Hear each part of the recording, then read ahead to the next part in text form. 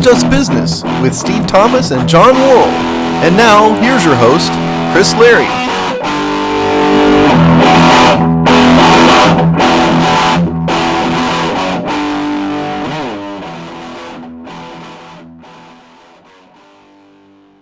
Hey, everybody. No, this is not the Hogside. Don't change that podcast dial. Is it a dial? I guess it's more of a button. Somewhere. Yeah, there's a dial. Pretend there's a dial. No, It's Just Business. Chris is out, and we have a fun-filled show. Steve asked me to kind of fill in and host today. Because newsflash, I suck at hosting, okay? Yeah, Steve does not like hosting. And I can muddle my way through hosting. That's what the real key is. I talk too much as it is, yes. And people don't want to hear me because I'm annoying and irritating. And so especially on this show, which is really your show. Yeah. I mean, it's Chris's show too, and it was John's show too. It still is John's show. He'll come back. Yeah. But, it was your brainchild, and you're the nerdy guy who actually has done some front office work for various sports teams. So it's really your brainchild. But that's not why we're here. We're here to talk about business in sports. We're going to start out today. We have a packed show. We got some big topics to talk about, but we want to start out today talking about what's kind of been the hot topic on social media. And that is, now that the NFL season's over, we had Black Monday. A lot of people got fired. 5 teams, which feels like it's low for the number of NFL coaching vacancies. But there's been a big hot topic with the Rooney Rule and the lack of diversity in the hiring so far. 4 teams have hired coaches, Giants, Cowboys, Redskins, and Panthers. Only Ron Rivera for Washington is considered a minority hire because I don't think that, special teams coach counts as a minority. So, Steve, why don't we kind of go through all these hires, who they interviewed, because so first, why don't you give us a background on the Rooney Rule and what it actually says? Yeah, so that's kind of where I wanted to go with this. Is first of all, if you dig into the history of the NFL, there should be no doubt in the objective mind that NFL ownership dating back decades has had a real problem with minority hiring in the front office and with the quarterbacks. If you go back to prior to maybe the 90s even, elite African American athletes were mainly put at running back and wide receiver. Right. And so like Cordell, and so if you go to like a guy like Cordell Stewart, who was in the 80s, he was kind of a groundbreaking quarterback. He'd really fit, he'd really fit in today's NFL really well because he was slash and all that stuff. Cunningham would have probably been the same. Yeah, Cunningham, right. Randall Cunningham, he's talking about. So there's been a real problem with that, and there's been an even bigger problem with minority coaches. Right. If you go back in history, Fritz Pollard was the only minority coach ever hired in the history of the NFL, prior to recently. And there's actually something we'll get to, which is the Fritz Pollard Alliance today, which is named after Fritz Pollard. Of all people, the owner of the Pittsburgh Steelers, Mr. Rooney, proposed a rule that says and this is going back to 2002, that said every team, when they're hiring a new coach, needs to at least interview a minority coaching candidate. Now, for those of you out there who are closed-minded and frankly racist in your own right, it does not just apply to blacks, African American. It applies to any minority. So, for those of you who aren't aware, how could you not be? But Ron Rivera, for example, is of Hispanic descent, and so he counts under the Rooney Rule. He's half Mexican, half Puerto Rican from his parents, so he definitely counts. Yeah, so it's not just an African-American rule. It applies to all minorities. So if they found an Asian head coaching candidate, for example, he would count. Yeah, and now I think, if we're being honest, there's maybe like 3 Asian head coaching Yeah, I candidates know. out there. Yeah, and there's not many. That is a small minority right there. The old offensive coordinator from USC, whose name is escaping me right now, was the most prominent one I can think of. The one is he still in Seattle? I think he is. He might be, yeah, because of Pete Carroll. But point is, I just made that up. There's certainly not many Asian coaches at all in the NFL. So, but anyway, Mr. Rooney came up, convinced the NFL to pass a rule that says all NFL teams must at least interview a minority candidate. The idea, obviously, is to get minority candidates in front of ownership who, while they may not be openly racist, meaning if you sat them down, they're not going to use the N-word, but there's something called disparate impact, and then there's, subconscious bias, if you want to get into the sociology of this. And the general idea here is that old rich white men will subconsciously want to hire other white men who look like them rather than people who don't look like them. And that's probably in today's world, in the olden days, in the 50s and beforehand, is because they were just flat out openly racist. They're not going to hire a black person. Today's world, it's probably more of what I said before, which is subconscious bias. Let's hire a younger version of myself, sort of thing. Either way, it wasn't working. Now, what's interesting about the Rooney Rule is that it's not a true affirmative action plan wherein the minority candidate has to be given greater. There's no rule that says they have to have 8 African American or whatever. Or a greater. They don't have to be given greater consideration. Is what I was trying to say. Oh, greater consideration. Yeah. Okay. Whereas like school admissions, most public and private schools will give greater consideration to minority candidates, and that's generated lawsuits that have gone to the Supreme Court, and it's a huge. We can get into that another time. But so the rule is just not on this show. Yeah, let's not. Let's not. But anyway, point is that was the intent, and Rooney, to his credit, hired obviously Mike Tomlin, who's been there forever at this point.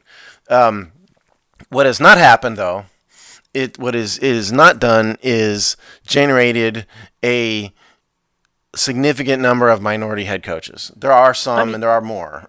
It spiked for a while. I feel like if you were to go back 10 years when Tony Dungy was there. There was just a slew of coaches to come out of his kind of coaching tree who were all minority coaches.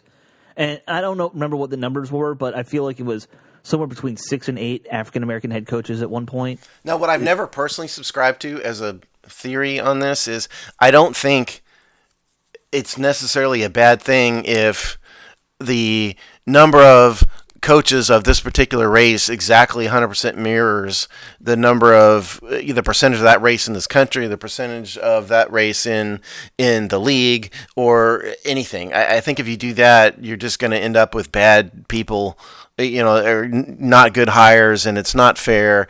I've never subscribed to that, and if you did, you'd have like 90% black coaches, because the NFL is like some very high percentage of African American players. If it matched the league. But I would say, even though I don't think it necessarily needs to match it numbers-wise, it does not make sense logically if you were to say, well, 90% of the players are African American. I don't know if that's the actual number anymore. Yeah, it's a lot. It's a lot. It's high. Yeah. If you do the natural trickle up of you go from player to coach, you go from coach to head coach, like those numbers should kind of bear out much more than they have. It should be a lot higher for sure. And that's the problem. That's the problem is that what we have is majority white head coaches, despite the Rooney Rule. Because what has happened is that teams nowadays are sort of gaming the Rooney Rule. What they do is they'll try. And that's what I think pisses people off is this gaming of the system. Yeah, and how they game the system is that an owner or a general manager, or in like cases like the Redskins, there is no general manager, so it's just the owner, will decide ahead of time on who they want. But to comply with the Rooney Rule, they'll trot in some assistant who doesn't have a shot in it. They'll interview him for 5 minutes, and then that counts. And now, by the way, and we have a perfect example of that in this round of coaching searches, and that was with the Panthers. who the only African American candidate or minority candidate they interviewed was Perry Fewell, who was their interim coach. He went 0-4. Yeah, Does anyone think that's a real interview? No, and I want to say Perry Fewell has done this several times. Yes, You know, I think he has. now when I mentioned the Fritz Pollard Alliance earlier, the Fritz Pollard Alliance is an entity that was formed around the same time that oversees the application of the Rooney Rule in the NFL. So in case anybody was wondering, that's what it is. And so the NFL pays attention to what the Fritz Pollard Alliance says with regard to compliance with the Rooney Rule. So if the Fritz Pollard Alliance says the Panthers complied, then it's over. Whereas if they say no, they didn't comply, the NFL could hypothetically at least make them go back and re-interview somebody. You know, that's kind of the idea behind it. So the reason why we wanted to bring this up is that, as Alex said, this has been more of a hot topic this year than other years. Because number one, there's been fewer head coaching vacancies than in years past. Usually it's about like a third, and it's nowhere near that this year. And Ron Rivera is the only one who got hired. Right. And so I wrote down of the 5 teams who they interviewed that kind of qualified as their Rooney Rule interview, at least. Giants talked to Chris Richard, who was a defensive coach for the Cowboys previously. By the way, he's somebody who should be considered as a head coaching candidate, I think, in his near future, because he's, I think, late 30s, early 40s, very smart guy. He's been on a lot of those next prospective coach lists before. How seriously these interviews are taken, who knows? That's the thing that we always have to wonder about. Cowboys obviously talked to Marvin Lewis. There was a big deal about that. I already mentioned the Panthers. Browns apparently talked to Robert Saleh. I'm not sure how you pronounce his name. So I don't even know who that is. He's a assistant coach. I think he's Muslim, so I think he would count for them as a Rooney Rule interview. Yeah, and I'm not being facetious about this, but basically, if anybody's wondering, for this perspective, basically anybody but a white male counts as a minority. Right. And you can like that or not like that. Count. No, you can like it or not like it, but that is the rule. That is basically what it is. Yeah, and the Browns were also planning to talk to Eric Bellamy, who's another guy who's been trotted in and out of these interviews. Yeah, but he's a guy that I think everyone thought was going to get a head coaching job this time around.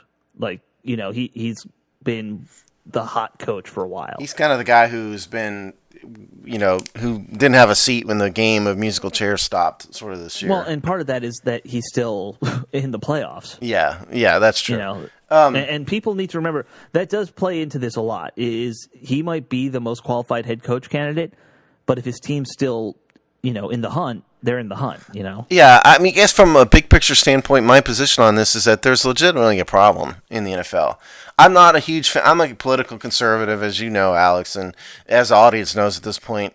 And I'm not really one that, generally speaking, likes affirmative action policies, because I think the minute you're giving people credit for just a physical characteristic, that limits the abilities of the hiring authorities to get the best person. And that's sort of why I don't like affirmative action. But in the case of the Rooney Rule, just making people interview is a great thing. And I think you'd have to be not very smart if you are not willing to admit the NFL has had a problem. There is a problem, and for exactly the reason Alex said. I mean, when you have a league that is the vast majority of players are minorities, whether it's 90% or less now, it's probably less now. But when you have a league that's the vast majority of people are of one race, yet none of those people ever seem to become head coaches, there's a problem.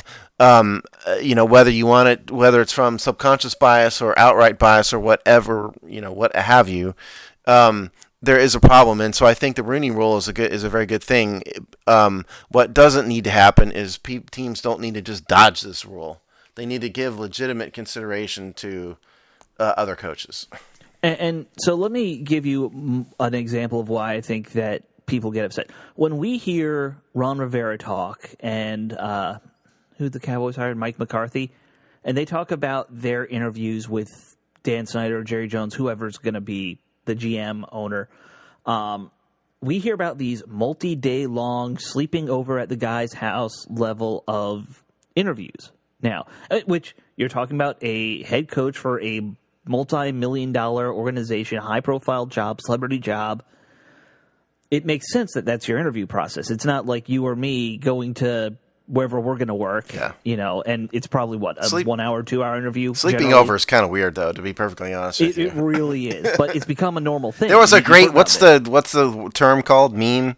That people had put on the internet about Mike McCarthy, where it had him and Jerry Jones in bed together. With Chris Farley? No, you're talking about the one where it's from Superbad, and he's like poking him in the nose. Yeah. This just cracked me up. But sorry, go ahead. I didn't mean to interrupt your flow. Yeah, no, it's fine. I just was trying to figure out which meme. But when we hear about, and they also talk to this guy. Generally speaking, that's a 30-minute interview. It's a 30-minute interview. It's what you and I normally get for a job. And that means that person did not really get valid, real consideration. There was no real intent to hire him. It means that the team knew what they wanted to do all along. And, we got to comply with the Rooney Rule. And by the letter of the rule, they're complying with it. Right. Because there's nothing that says you have to have this level of interview. From a practical, what the spirit and intent of the rule, though, is for teams to give serious and real consideration to minority candidates. And when you trot through these 30-minute interviews, when Mike McCarthy gets to sleep with Jerry Jones. Right. Big spoon, little spoon him. Yeah, that means that there wasn't real consideration. Like Marv Lewis, for example, I know a lot of you out there don't like Marv Lewis. Personally, I think he's a pretty good coach. And, when you're talking about coaching the Bengals, which have the worst owner in the NFL, and you managed to keep that team competitive every year for like a decade and a half or however long he was there, I think you're a pretty good coach. He doesn't seem to get any valid consideration. You can think of Jim Caldwell's another one. Jim Caldwell's. And now let's be honest; these are also guys that have had shots in the NFL. Yeah, and they're older, right? It's not like they've been completely left out in the cold. But I think the big concern, and I want to kind of move on after this, but the concern you're starting to hear that's alarming is that assistant coaches who are African American are starting to say they don't think they ever really have a shot in the NFL. And there's a concern that a lot of these assistants might start moving away from the NFL and towards the college game just so they can get these head coaching jobs. Because, one, there's more in the college, football. But if they feel like they're not getting a fair shake from the old boys network, I can't blame them. I don't either. And that's my point, is that if these old, rich, white owners, of which I think there's 31 of 32, are old, rich, white guys, Shad Khan in Jacksonville, and then the guy up in the Packers don't really have an owner. But they've got a guy who's running the Packers. He's a white guy. And then who's the guy who runs the Vikings? Same thing. Yeah, but anyway, the vast majority of these owners kind of comply with the old boys network sort of thing, and I don't blame these coaches, these minority assistant coaches, if they just aren't getting a fair shake because of subconscious bias, or if it's actual bias. I don't blame them. And I'm going to give them the benefit of the doubt that for most of these guys it's subconscious. I mean, we've heard stories time to time where there are probably some racist dudes in that. Probably so. Yeah. Even though if they wouldn't admit it, there probably are some racist folks. So look, and we do need to move on. The NFL has to change. Okay, it does not need to match the exact number from society. It's not like the Oscars, which trot out people who don't deserve, nominations just to fill a quota. It's not that it has to match the racial breakdown of the NFL. All of that is dumb, in my opinion. But what you do have to do is make a better effort to comply with the spirit and intent of the Rooney Rule, which is to give these minority coaches a fair and legitimate shot at becoming head coaches. It's better for the NFL. It's better for the fans.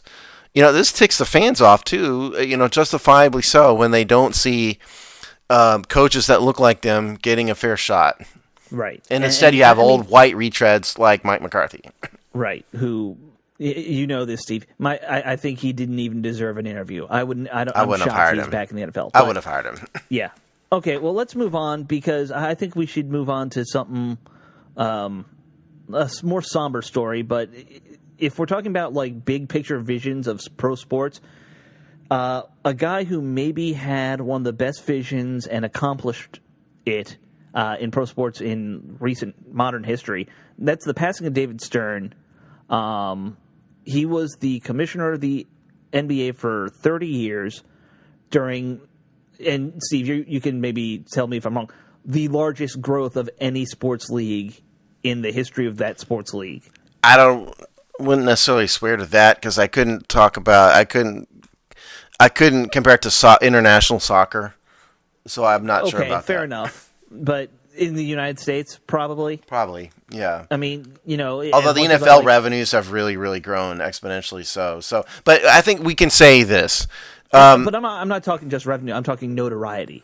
Probably so. Yeah, probably so. We're talking about a guy. He was the commissioner from '84 to 2014.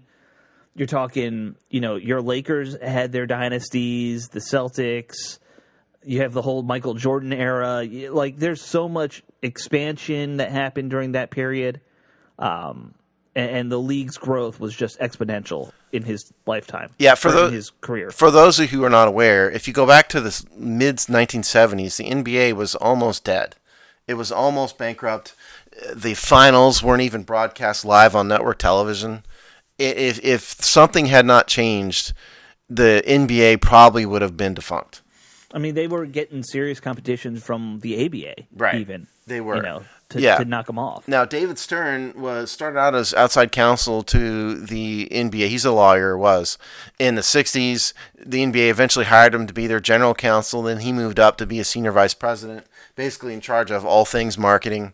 And then when Larry O'Brien retired. He became the commissioner in 1984. Now, to be fair, the true renaissance of the NBA started with the Magic Johnson-Larry Bird competition between the Lakers and the Celtics in the early 1980s. But I think we would be remiss, and this is why we're talking about it, to not acknowledge that David Stern is the guy who pressed all sorts of innovations. He got the NBA salary cap put in place, which leveled out, which the intent of it at least was to level out competition. He got the NBA on an internet to be marketed on an international scale. He brought in international players. He was basically solely responsible for getting the Dream Team put together in 1992 in the Olympics, and then having NBA professionals participate in every Olympics since then. And I mean, the Dream Team may be one of the most important things to happen to basketball in its history.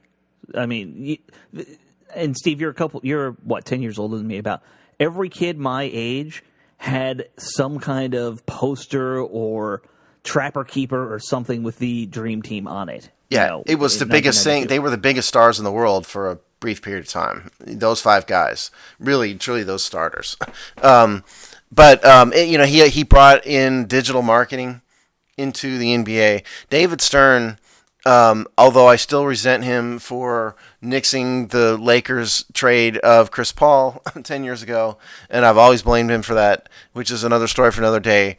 Well, there's a couple of things like that he did that, and that's one weird thing about the NBA. They nix a lot more trades, but we won't get into that. Yeah, we won't get into that. And that was actually, the NBA had basically taken over ownership of the New Orleans Hornets, is what that was all about. That's a story for another day, because I'm still resentful about that, because I'm petty and I hold on to grudges like that.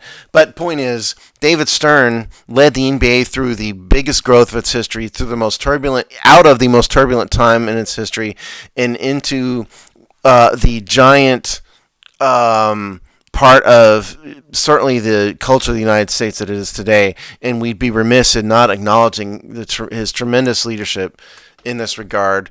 And look, the leader gets credit when good things happen. If the economy improves under the president generally gets credit for it. And that's what happened with David Stern. He was in large part responsible for marketing Michael Jordan, which is really what made the NBA explode in the 90s, is Michael Jordan.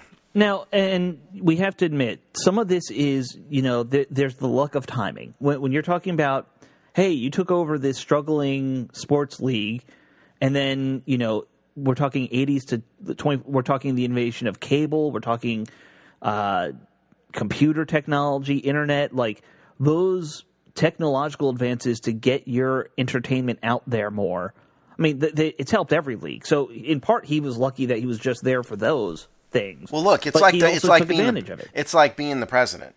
You know, if the country goes well during your presidency, you're generally going to get credit for it. Right. You know, and so there's something to be said for being able to successfully lead a country through the good times. If you're presented with good times and you didn't screw it up, you do deserve to get credit for it. But Stern, I think, is directly responsible for a lot of these things. You know, he also got him out of bad times. He did. He got him out of bad times. He also navigated us through Magic Johnson having AIDS. Or HIV, rather, not AIDS. He has HIV, or had.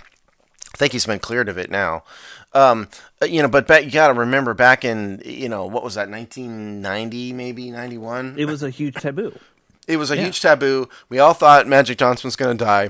We all thought back then if, you know, you shook hands with Magic Johnson, you were going to get HIV. You know, and yet Stern did his own research, figured out the science behind it before any of us knew really how it was transmitted, and he is one who put Magic Johnson back on the court, who allowed Magic Johnson to come back on the court, which is a huge step forward culturally into the recognition for what AIDS actually is, which is a disease that can't be transmitted by just touch. You know, it requires an exchange of bodily fluids. And so it was a huge step forward, I think, in that regard. Stern is also the guy who some people didn't like, who changed the dress code for NBA players. You know, he got a little bit of blowback from the African American community for that. But he did try to make the NBA look more professional, which is a good thing. He recognized early on in his tenure that there was a massive drug problem in the NBA, instituted drug testing. You know, I read a stat just this morning in preparation for the show that said at one point in time they thought, you know, an enormous number of players were on cocaine. You know, and we can debate the merits or lack thereof of marijuana, you know, on the show, and we have many times. I think we can agree, though, that cocaine, different animal. Exactly right. And so he got rid of that, you know, by drug testing. So David Stern, you know, led the NBA through 30 years of massive growth with a few hiccups here and there, but by and large was probably more responsible than any other person for turning the NBA from a league that was almost defunct into the massive part of U.S. culture that it is today. Yeah, when you're talking about, if you think about what the NBA was in the 70s versus what, like, in the 70s, if you're doing the sports rankings, it's maybe on par with hockey. It's third or fourth. It might have been below the MLS at one point in time. It might have been. MLS I don't think really existed at that point. Yeah. But I mean, nowadays you hear arguments that the NBA might be bigger than the NFL, which is patently not true. But well, no, in terms of ratings and stuff, no, but in terms of international impact and things like that, and that's what people are looking at now more and more. Yeah, I mean, if you look at just the finances of it, if people aren't aware of this, the NBA is far and away the largest in terms of gross revenue. Baseball is second, and then basketball is behind baseball. And it is true, we talked about this on the show a couple months ago, that NBA ratings have declined this year and last year for a variety of reasons. Because I think it's not fun to watch anymore.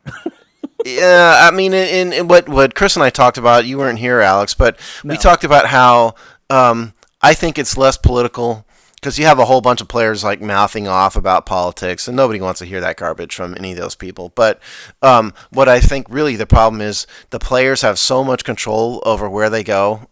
Now. Yeah, and I remember listening to that episode. Yeah, they have so much. I'm with you. Yeah, and I think that really hurts having a balanced league that everybody wants to watch. You know, when you just have the LeBron Jameses versus the Kevin Durant's, that's less interesting. Then the whole West Coast thing. Yeah, we talked about that. Yeah. Right, and so that's more responsible for it. But the point is, I think that if you're going to give credit to anybody for the NBA becoming what it is today, it would be Stern and Michael Jordan in one order or another. Probably Jordan first, to be fair, and then Stern a close second.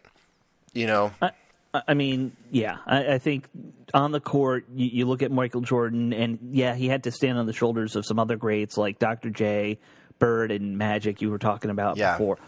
I mean, but when it comes to the business side of things, I think you can look at Stern, and he's not even paralleled. Like there was nobody before him in the NBA who was kind of doing what he did in terms of management. So it's sad that he passed away. He had a great career, and he wasn't exactly a young guy, so it's not like a tragedy or anything. Oh, and he died of brain cancer, which is awful. So certainly our respectful best wishes to his family. If they're listening to this, I think it was a brain aneurysm, cancer type thing. That's rough. All right, let's move on to our next topic. Maybe we should have done that one last because that's kind of a downer. You don't want to end on a downer, though. So this man died, and bye. See you next time. Yeah. Okay. Well, let's move on to something a little more interesting. This is a topic that we're kind of going to get a little weird with how we go about talking about it, because you came up with an idea that you want to talk about, spurred on by a hot take by the Sports Business Journal. Street and Smith Sports Business Journal, claiming that Nashville is the number one or the best sports city in the country, which I don't agree. I don't want to knock Nashville. They did a great job during the draft. It looks like you've been there a bunch of times. I know. I've not been there, but it sounds like it's always a fun town. It is. But to say number one sports city is a little weird. It's not a little weird. It's utterly ridiculous. It's ridiculous. Okay, yeah, because I looked at a couple other rankings, and I'll just go through those real quick. Bleacher Report said top 3, Philadelphia, L.A., Boston. Wallet Hub, who I never trust, but they said L.A., New York, Boston. USA Today, Boston, L.A., New York. So, Nashville, when I looked at a couple different polls, never in the top 20. Well, it depends on how you're measuring best. Right, and I think they were putting way too much into the whole, look what they did during the draft thing, which was cool. But I mean, look, Nashville has become Las Vegas East in a certain respect. There's not gambling there, but in terms of Central, because Las Vegas East is still Atlantic City, I think. Well, it's East. Yeah, okay, it's East to me, but not to you.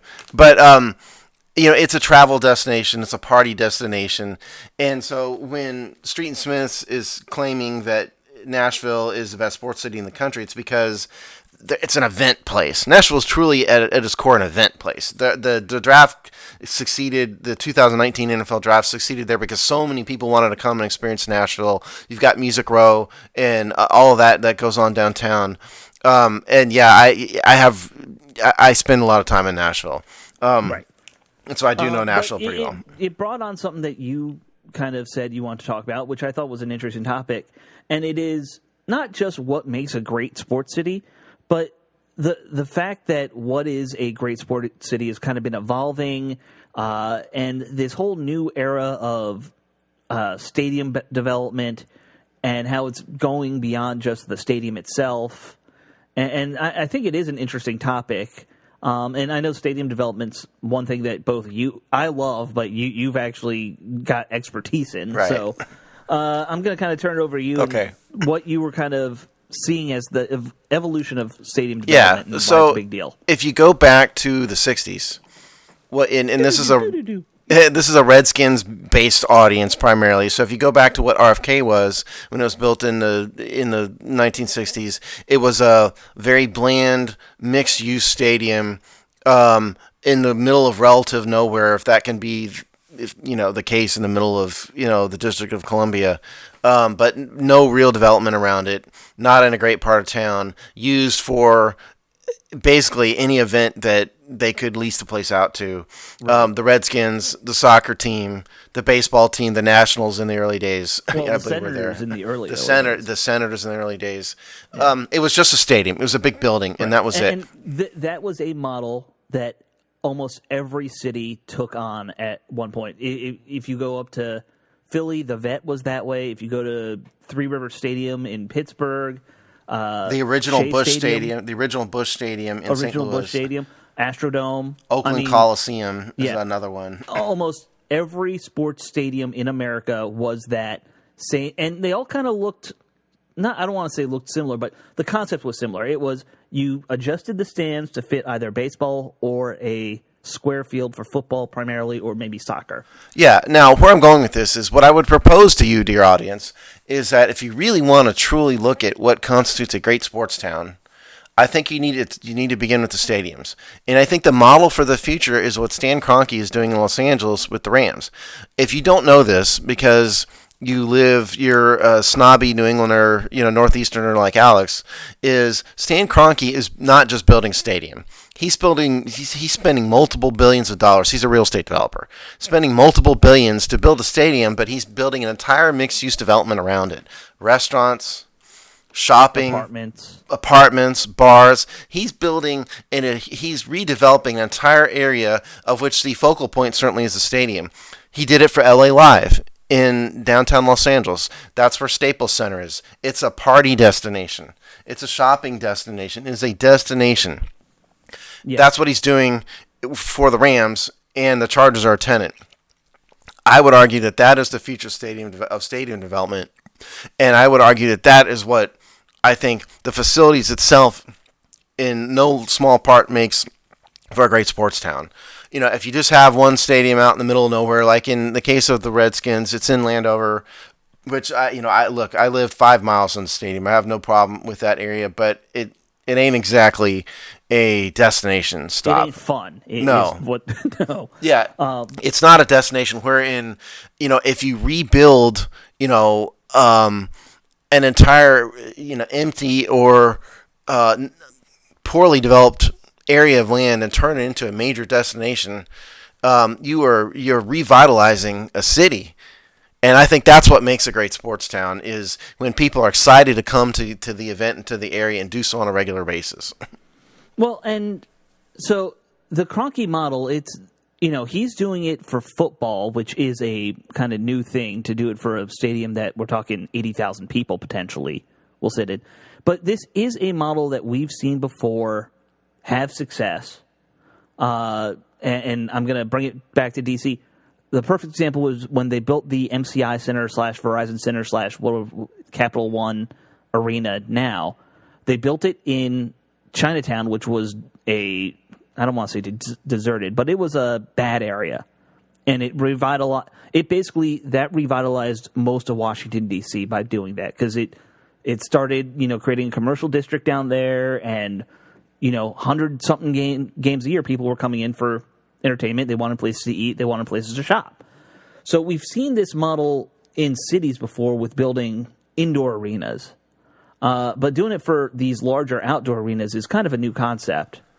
Yeah, it is a new concept, and this is what I'm talking about. I would argue that your top sports city has modern facilities of which the stadiums or the arenas are destinations. They're well attended. The teams are successful. That's what makes a good sports town. Like DC, for example, has become a much better sports town than it was because the MCI Center, what's the Nats Park? Nats Park does not have a corporate sponsor. It's just Nats Park. It's just Nats Park. Okay. MCI Center has held championships. I don't acknowledge that the Nationals won the World Series because I think they didn't, but some of you out there acknowledge that. Whereas the regardless, Reds, you can acknowledge that the last 10 years they've been a very successful team. Yeah, that alone helps. In a new park, in a good area, and there's development around it. And so when you say the park was key to.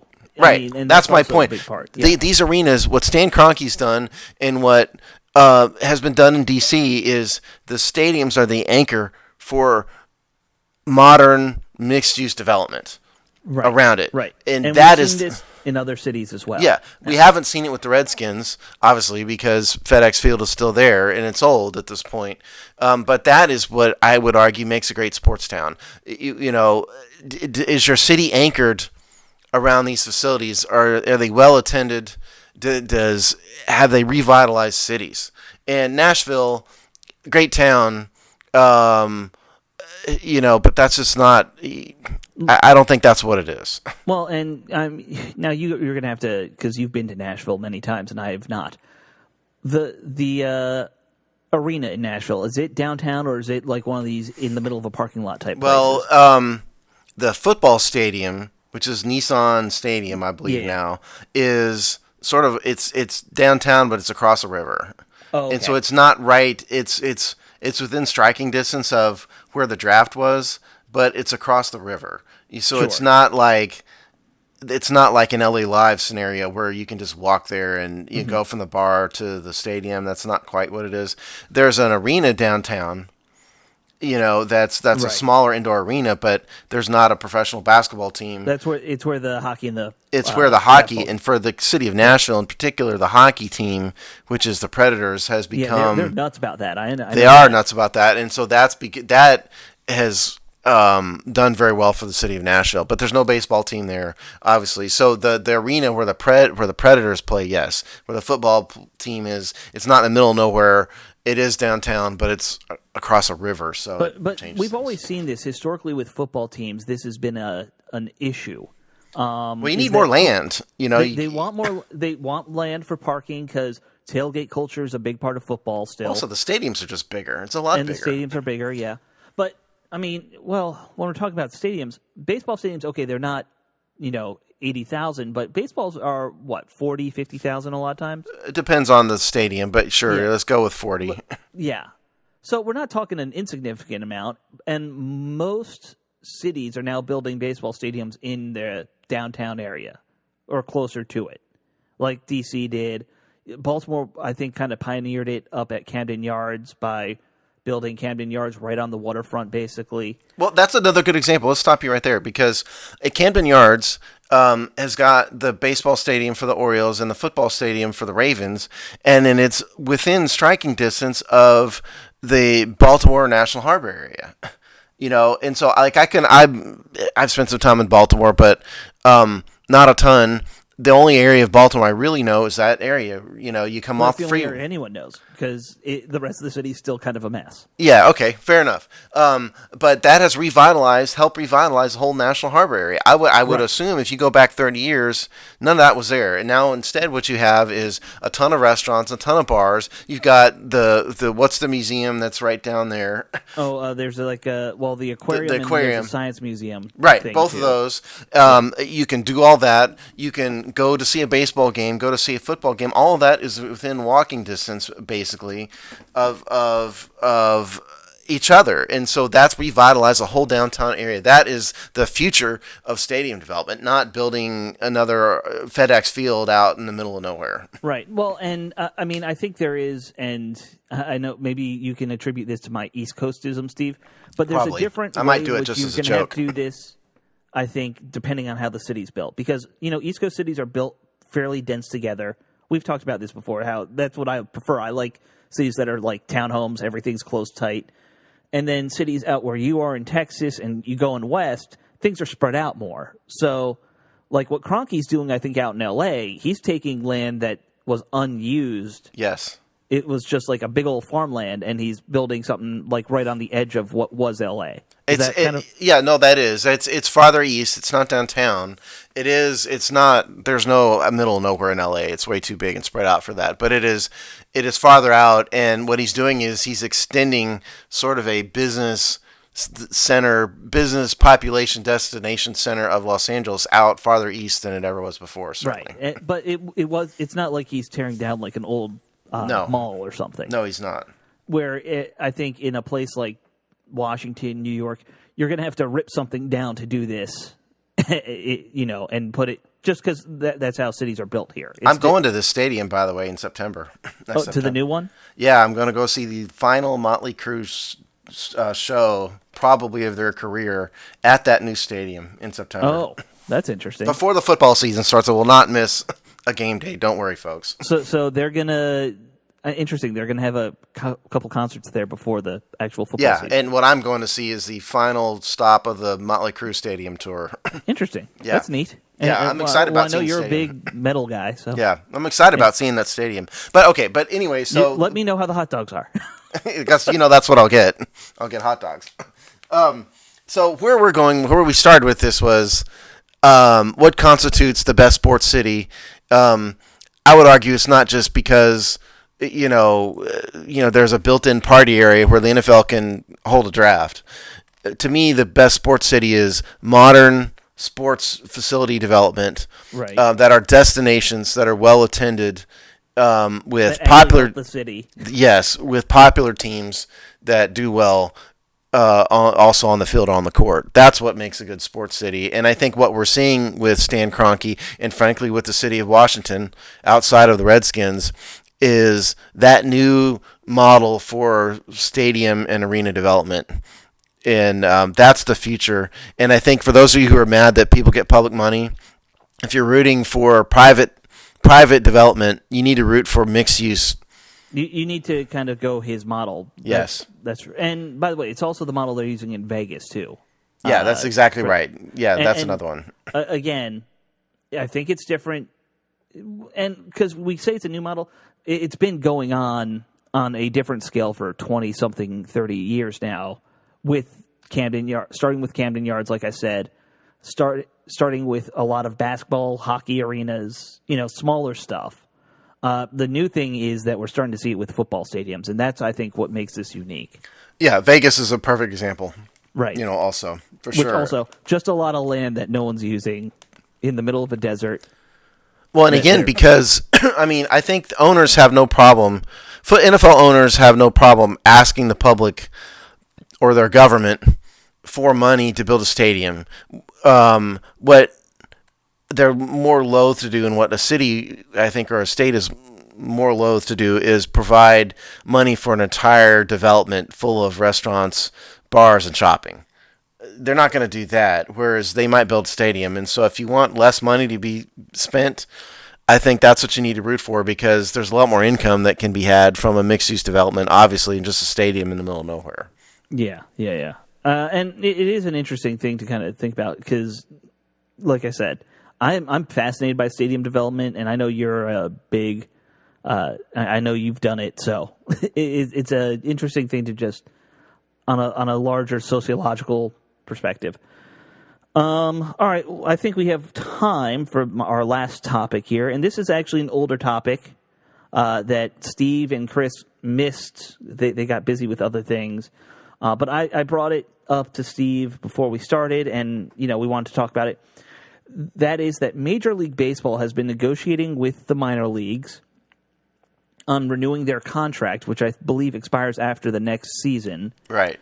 And one of the tools that Major League Baseball has been using for leverage, but it's a little more than just, hey, this is a negotiating tactic. This is a serious kind of threat by Major League Baseball, is that they're trying to get the minor leagues to basically get rid of 40 different minor league franchises.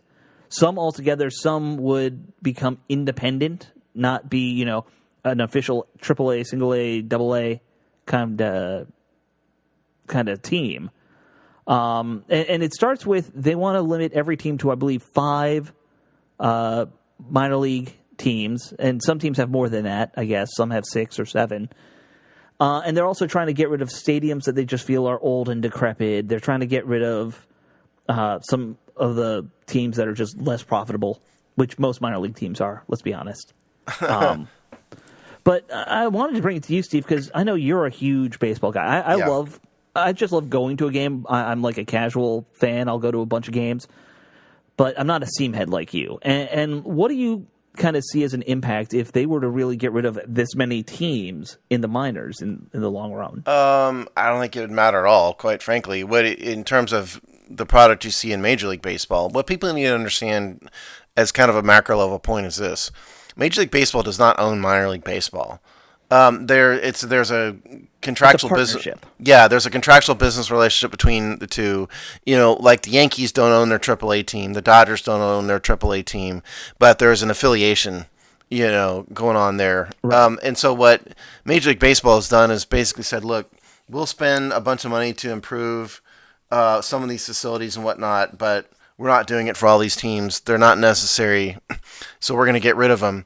And if you don't like it, we're just going to get rid of you entirely, and we're going to form our own minor league system, which baseball could obviously do.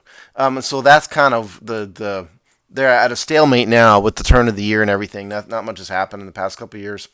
Now, what I think in terms of this is There actually are way too in terms of what Major League Baseball needs to funnel talent to the major leagues. There's way too many teams. They don't need all these teams. Only a very small fraction of players actually make it to Major League Baseball.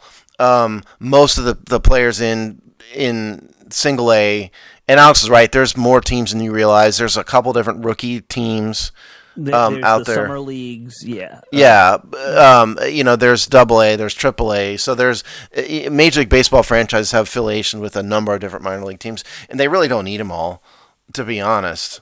They really don't. They probably only need half of them, to get their players playing and sort of, funnel to Major League Baseball, and that's the threat. And that's why Major League Baseball is saying, look, we can get rid of 42 of these and still be fine. Whereas if you're not in the total number is it was like 42. 150 or so.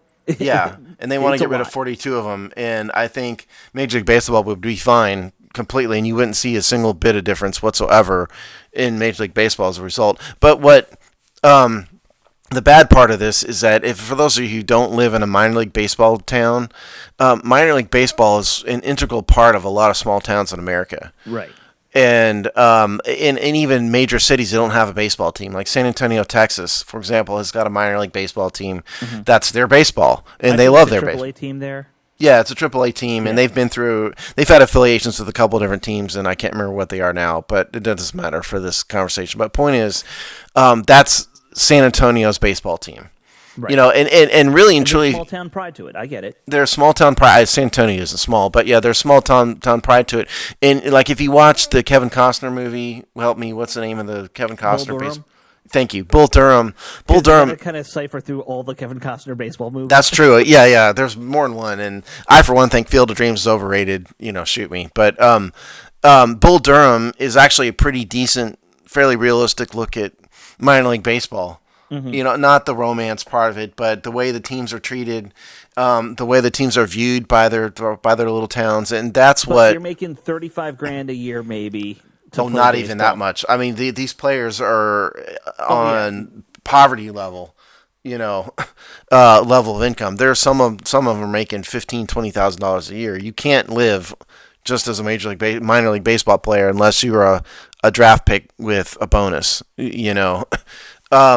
But so that's the problem, is that if you get rid of 42 minor league baseball teams, you lose the fabric of a lot of 42 small to mid-sized towns in America, and that's not necessarily a good thing either. But in terms of baseball, I think they'd be totally fine. In terms of, I agree with you that in terms of the product for Major League Baseball, it's fine. But there is, I think, a lot to be said for minor league baseball in these small towns, because if you look at the teams, and I don't have the list in front of me because it's a long list, and I just didn't want to go hunt it down, but it's a lot of Western Virginia teams, Rust Belt towns. I think a lot of teams, like if you were to go like Erie, New York, Western Pennsylvania, like that's the area where they're just trying to wipe it out, it seems like. Like if you were to look on a map, it's like Western, Midwest areas, and then like the upper Northwest, where there's a couple teams that they're just trying to get rid of at this point. I could name the teams, but I don't think the audience would really care, because most people don't know. I think there's only a couple of teams that are even Double A. It's mostly Single A that they're talking about. Yeah, and there are way too many Single A teams. Yes, it does get ridiculous that there's Rookie League A plus, Summer League. Some of these leagues are just insane. Well, the God's honest truth is Major League Baseball does not need a draft. It's got 30-something rounds, isn't it? 30-something rounds? Yeah, it's about that. The huge bulk of those players never make it. Well, they don't even make it out of Single A, most of those teams. And baseball could truly have 15 rounds and probably be fine. Honestly. And I mean, there is a reason for why most of them don't make it. And I mean, they're not Major League Baseball quality players. That's why. It's partly that, but it's also, and your son was a pitcher. I have a friend who was drafted as a pitcher out of high school. He just got chewed up by the Single A club. Like he had a good fastball. He was a reliever, and they would just put him out there every game, and destroyed his arm. Pitchers get, yes. 90% of the pitchers who get drafted, they get destroyed in a year or two, and they're done. Yeah, that's true. Excuse me, but most of those pitchers never would have made it anyway. No, that's true. But there's a very exploitative nature, is my point, to what they do in those for single A pitchers clubs. in particular, absolutely. Yeah. Definitely. Yeah. So that was kind of the story. Where it stands is it's a standoff right now. I almost used a term I shouldn't have used on the air. And we'll have to see the contract that Alex is talking about. It expires at the end of the 2020. Right. And so, which is obviously this year. And so something will have to be done this year. What baseball is, like I said, sort of where it stands is baseball said is, look, if you guys don't agree to this, we're just going to form our own, and which they could do. And they're calling it a dream league, apparently. That's the dream league is what their plan is to do with all these teams they want to get rid of. And that's what I'm talking about. Yeah. I said it back. I said it poorly. Right. So stay tuned for this to see how it works out. I understand where the MLB is from their perspective, but I also don't want to see such a key part of the fabric of a lot of little towns out there lose their baseball identity. That's not a good thing either. In an era in which baseball has been losing popularity among young people anyway, what you don't want is to get rid of what these young people may be watching in their little town. If you do that, they might not have a love of baseball. Right. And I mean, Steve, I'm sure you've been to a couple of minor league games. I've been to probably 5 or 6, a couple independent league ones, like the Atlantic League or whatever it's called here on the East Coast. But I've been to a handful of just minor league. It's a great experience, that minor league baseball. The games are actually a lot more fun because the quality's not as high, so it's not all like 3-1 games. You'll get a lot of blowouts, which are fun. But more importantly, it's like you can go in, if you live in the middle of Iowa, right? You can see live baseball, and you can become a fan of baseball. And it's like $5. Yeah, it's from nothing. being a little kid, you can love baseball. Whereas if you get rid of all these minor league baseball teams, you might just grow a legion of basketball players, not baseball players instead. Right. A bunch of Iowa short white dude basketball players. Maybe, yeah. I mean, that you know what I mean. Okay, football players, wrestlers, something. People will find other things. The part of the fabric of sports America is minor league baseball. Okay, it always has been. I mean, going back 100 years or more. Is our sport. As much as football is also the American pastime now, baseball still has that special American uniqueness. Yeah, and dumping 42 of these teams, I don't think it is a good thing from that perspective. Although Major League Baseball could survive, I don't think it's a good thing for the sports country. No, I think you need that. And sure, they would become an independent league at some point, but it's not the same thing. Right. So we could prattle on about it, but I think that's I think we could also just wax poetically about the beauty of minor league baseball for a while. And then whoever's still listening, would turn it off. A lot of amber waves of grain. And I know you hate Field of Dreams, apparently, but I don't hate Field of Dreams. I just think it's a bit overrated. It's actually a pretty boring movie. Somebody it's just have a damaged relationship with his father, apparently. He can relate to it. I didn't have that, but I mean, look, it's the whole movie is just Kevin Costner sitting around talking. Like nothing ever happens, in this movie until the bitter end. Dies.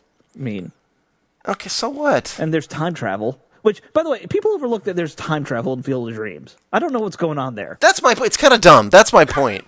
The whole scenario, I just don't get it. Bull Durham was a much better baseball movie. Yeah, and the one where he pitches the perfect game is underrated. I don't know. Which one is that? Oh, I can't remember the name. He's like a washed-up older pitcher who comes in and pitches a perfect game. I thought that was a Robert Redford movie. No. Well, there's a different movie that's the Robert Redford movie. Okay. Yeah. But point is, Field of Dreams is overrated. That's the point.